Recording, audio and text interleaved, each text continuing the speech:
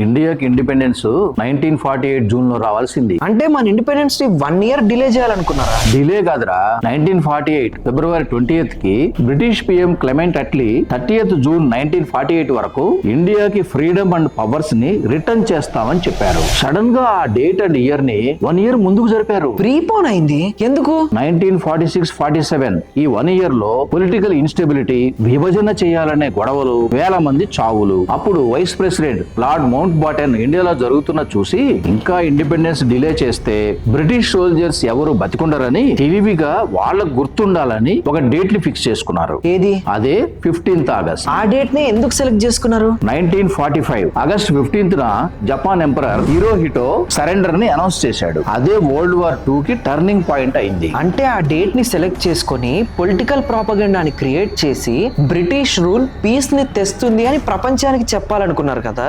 Exactly. ఒకవేళ ఇండియాకి independence 1948 కే వచ్చుంటే ఏం జరుగుండేది? అఖండ భారత్ ఇంకోలా ఉండేది.